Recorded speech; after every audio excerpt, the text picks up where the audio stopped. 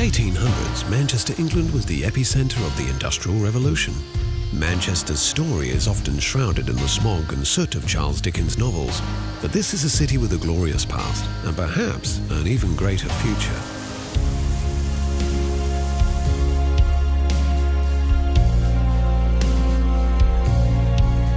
It's been said, what Manchester thinks today, the world thinks tomorrow. Manchester is a city of firsts. This is the world's first truly modern city, the place where mankind first split the atom, the birthplace of the first modern computer. Manchester's story begins here, in Castle Field, where the many chapters of the city's story merge into one. Explore the remains of the Roman fort, built to guard an ancient river crossing. Wander the banks of the Bridgewater Canal, whose completion in 1761 is regarded as the beginning of the Industrial Revolution.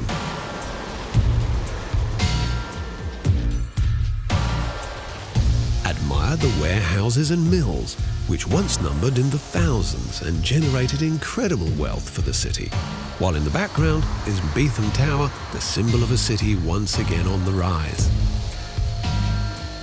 As the city's fortune swelled in the 19th century, so did its civic pride.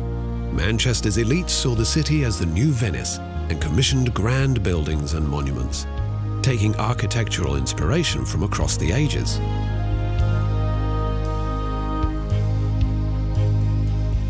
Manchester's crowning glory is its town hall, built to rival the great buildings of London. Admire the incredible Victorian Gothic exterior, lavish staterooms, and murals which celebrate the city's history. This is a building that proclaimed, "This is Manchester, and we've arrived."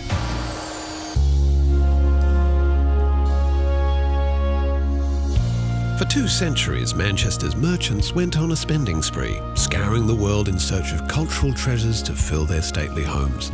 Many of these treasures now reside in the city's museums and galleries. At the Manchester Art Gallery, explore the works of the Pre-Raphaelites, Britain's first radical art movement, and more contemporary works which continue to challenge.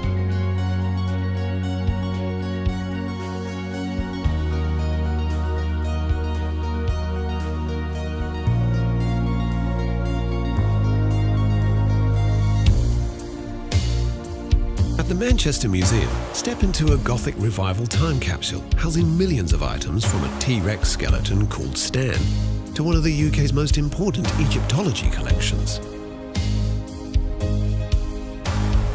This city enjoys a proud philanthropic tradition.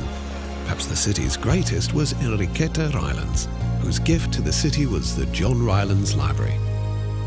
Dedicated to Manchester's largest textile magnet in the 10 years it took to create the neo-Gothic masterpiece, the widow acquired 40,000 books and oversaw every last detail, a labour of love for her late husband and the people of Manchester.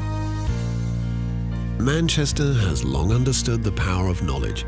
In 1653, the Cheetham Library became the country's first free public library and has been open to all ever since. Let your fingertips wander the Tudor-era shelves, then step into the room where Frederick Engels and Karl Marx began to write the Communist Manifesto, a work inspired by the crushing conditions the city's workers once endured. Revolution and reform run deep in Manchester's waters, housed in a restored Edwardian pump house in the People's History Museum, which celebrates those who challenged Britain's rigid political and class systems. Stand before the simple desk where Thomas Paine penned The Rights of Man, a book that helped ignite the revolutionary fires in America and France. At the world's oldest surviving railway station, you'll find the Museum of Science and Industry. In the museum's power hall, feel the heat and steam that powered the shafts and wheels which once made Manchester the Empire's engine room. From textile looms to locally produced aircraft and motor vehicles, this museum is both a fascinating journey through the city's glory days and a peek into the future. The Imperial War Museum North is designed to resemble the shards of a world shattered by conflict. Manchester knows well the horrors of war. During the Manchester Blitz, thousands of German bombs rained down upon the city. In typical Mancunian fashion, this museum strips away the pomp and glory of war and reminds us instead of its human cost. After the 1950s, Manchester's fortunes went into a serious decline and the city was all but written off as a post-industrial basket case. But in recent decades, the city began to awaken once more, largely thanks to its youthful creativity. A succession of bands like Joy Division, The Smiths, The Stone Roses and Oasis shook up the foundations of popular music and put Manchester back on the map. Explore the city's incredible musical heritage in areas like the Northern Quarter and pick up some rare vinyl along the way.